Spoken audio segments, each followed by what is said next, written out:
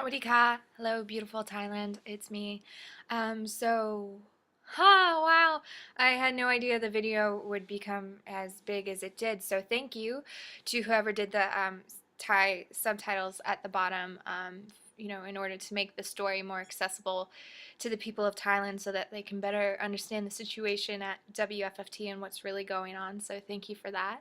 And also, a big thank you to all the people of Thailand who have shown their support and said, that they don't like seeing what's going on right now, that they care about the animals and the treatment of the animals, and that means a lot because change begins with one voice, joined by the voices of many. So that really means a lot. So, kapkun ka. And also an update. So the raid is complete. The DMP have confiscated a total of 103 animals from Wildlife Friends Foundation of Thailand that they claim they do not have the correct legal paperwork on. So I have a few questions. Can you please help this Farang understand, because this just really isn't making sense to me. So here are my questions. All right. If the DMP was so concerned about the welfare and humane treatment of the animals, then why did they confiscate them with so much force? Why were they laughing when the otter got slammed into the wall or when the monkey fell to the ground? I mean, don't the photos and videos speak for themselves?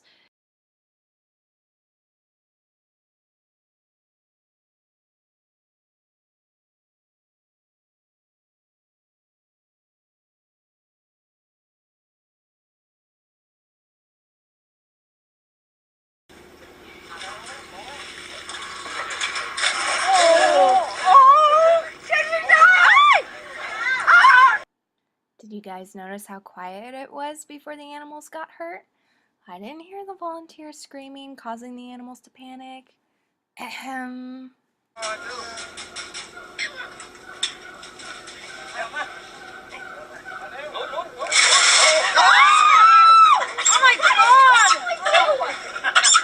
And this also might explain why they suddenly don't want anyone taking photos and videos or sharing it with the media.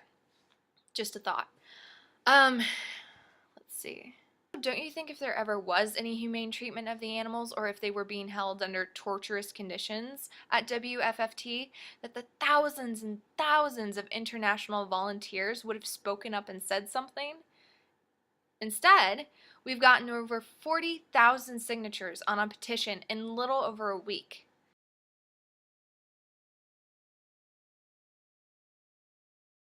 Basically defending WFFT and saying that what is going on right now is not right.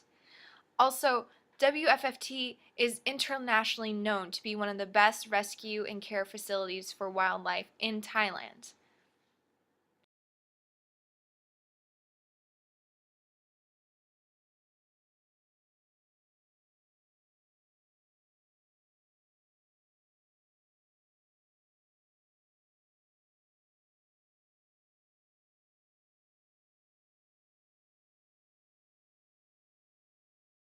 And why are they targeting a wildlife rescue and rehabilitation center, as opposed to some of the well-known markets that sell illegal wildlife, or the restaurants that sell illegal bushmeat, or the zoos with the absolutely horrendous conditions such as these? This footage, shot this month, shows the lunchtime performance at Pata Zoo. An orangutan rides a bicycle and lifts weights. Others, forced to wear dresses and makeup, are made to fight with knives.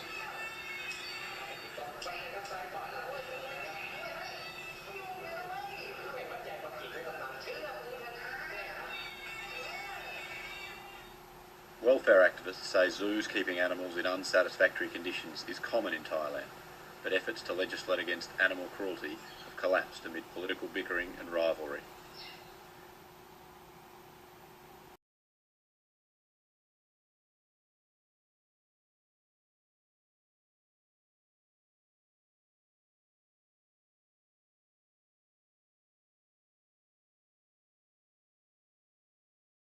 Why are they turning a blind eye to these horrors? Is it tourist income, perhaps? And let's not forget, the raid happened right after these articles came out.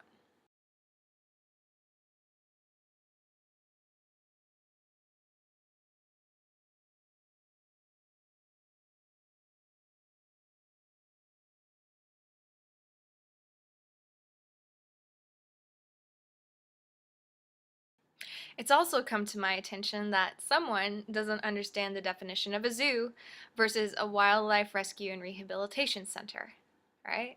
This is the definition of a zoo.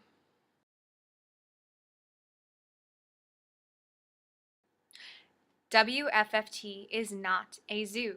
People do not pay to come and see the animals. The only people allowed on the premises are staff, volunteers, and escorted, as in supervised, educational outreach. So basically, school kids that come to learn more about the wildlife and how to protect them. And that's actually part of what a wildlife rescue center and rehabilitation center does. This is a definition of a wildlife rescue and rehabilitation center.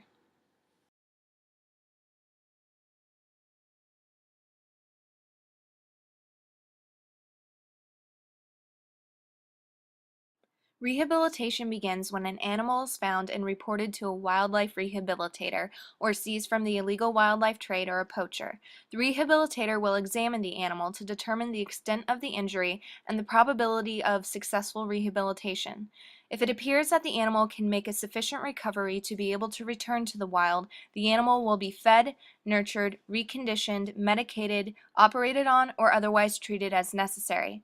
Animals that cannot be rehabilitated and are beyond help are usually euthanized humanely, although animals that can be saved but are either too injured, sick, or domesticated and would be killed in the wild are occasionally placed at facilities appropriately licensed for educational exhibit or brought into appropriate lifetime care at a wildlife rescue center.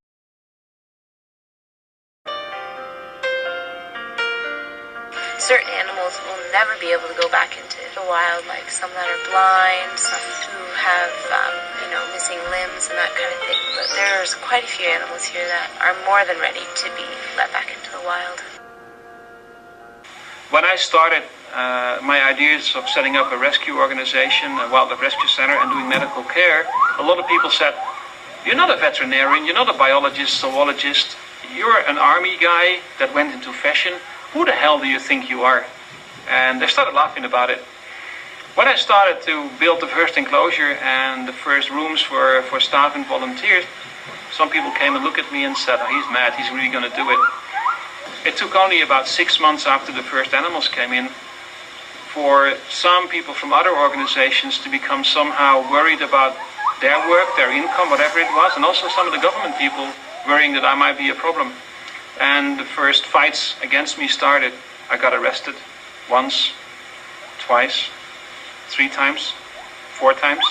And over the last 10 years I've been in jail, really in jail 3 times already. I'm still here, I'm still free, but it hasn't been always that easy. So you got to keep in mind when you try to change the world for the better, not everybody's going to be on your side.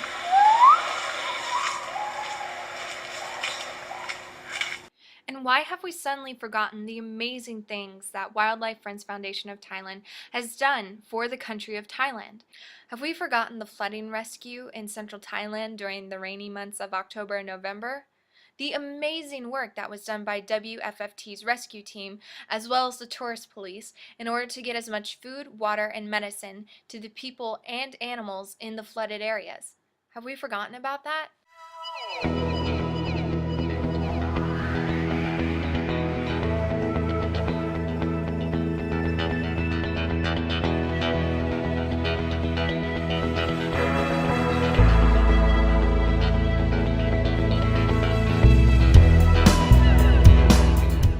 What about the first ever MRI done on a tiger in Asia?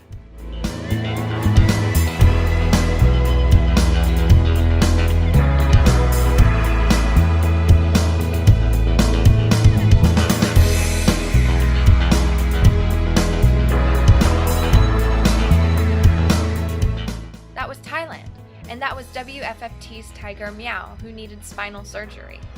Do you really think this organization would go through such lengths to ensure the health and well-being of their animals if they didn't care? And also, why use so much force? Why the armed guards and intimidation of volunteers? He just tried to threaten me by pretending he was going to punch me. We see what he's doing here? You see? There we go. Is that really necessary? So I guess what I'm wondering is, why is the DMP working so hard against a place that has done so much for Thailand and has helped so many animals? And why is the DMP continually changing the reason they raided WFFT to begin with? You know, if there were reports of torturous animal conditions, why didn't they investigate it first? And when they did come to WFFT and didn't find what they were looking for, why then did they suddenly demand the papers of the 400 animals in just 2 to 3 hours? Why couldn't they have given them at least 24 hours to get the papers together? I mean, that's 400 animals that they gave them to produce papers for in only 2 to 3 hours. That is about less than 22 seconds an animal to get the papers for. I mean, that seems kind of hard to do.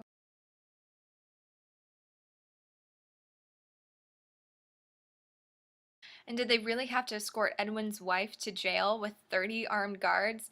It seems a little much. Today again we are showing the evidence to the Department of National Parks that all the animals here are legally here and have been registered with the government over the last few years. I have again given it to the chief, Mr. Mehta, and Mr. Uthai of the Department of National Parks, but they are not willing to listen to us, to look at the paperwork, and actually said that today they want another 90 animals.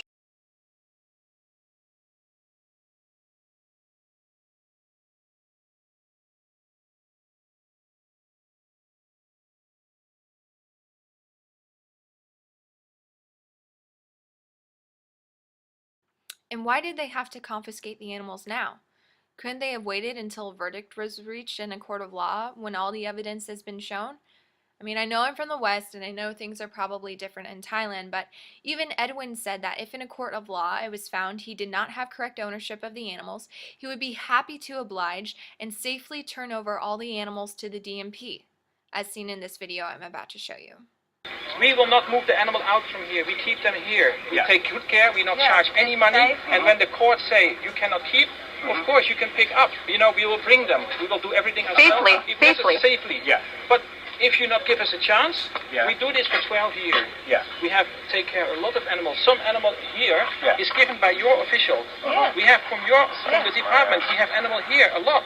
They give to us because they said, oh, we can't take care. Even the poor one you're going to take today, we take from the school in Nakhon Pathom. And they were in the school.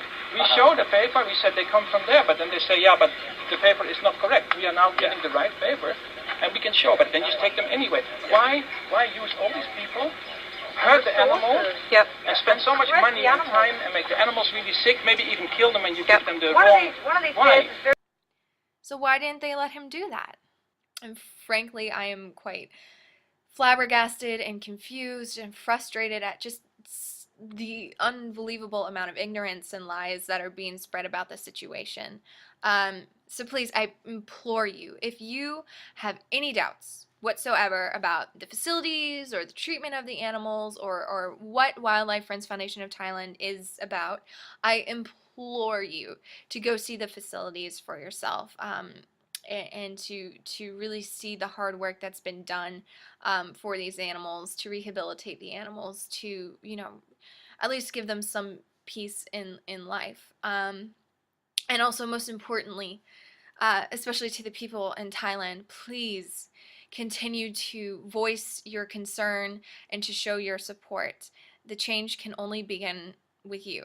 And if you can't make it down to Wildlife Friends Foundation of Thailand, here's some more information and knowledge and videos about what Wildlife Friends Foundation of Thailand is about, and also some of WFFT's responses to some of the allegations. I'm here in Thailand at the Wildlife Friends of Thailand Rescue Center. This place started up about 7 years ago, and its purpose is to rescue animals that have been, abused and stolen from the wild, used for the illegal pet trade and the fur trade. So we try to provide them with a comfortable home. For the last 6 weeks I've been volunteering here. Usually we get up at around 6 o'clock and start our day at 6:30, preparing food, cleaning out cages, mostly just taking care of the animals.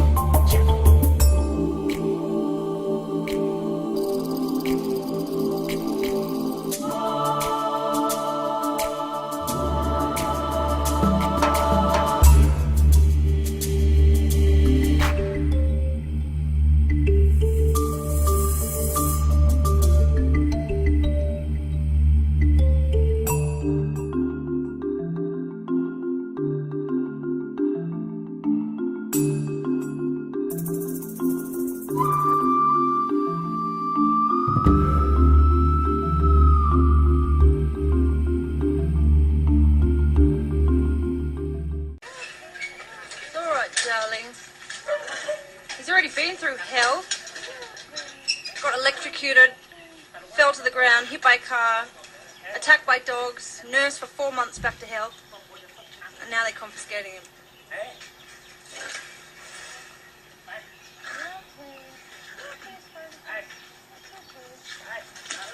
Oh.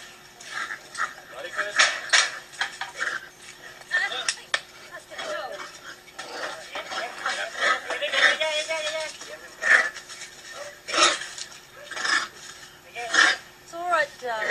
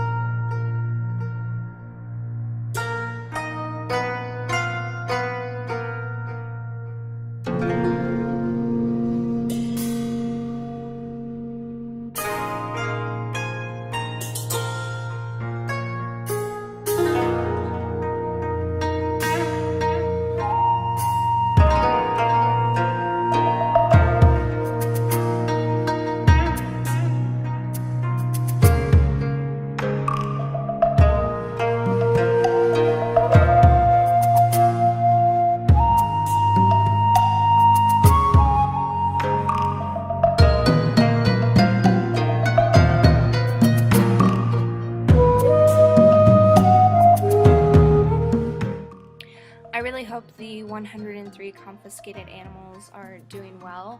I think it would be wise for the DMP, while the process is going to take a while in court, to continually update on their whereabouts, photos of their condition, and keeping track and really keeping reports on where these 103 confiscated animals are.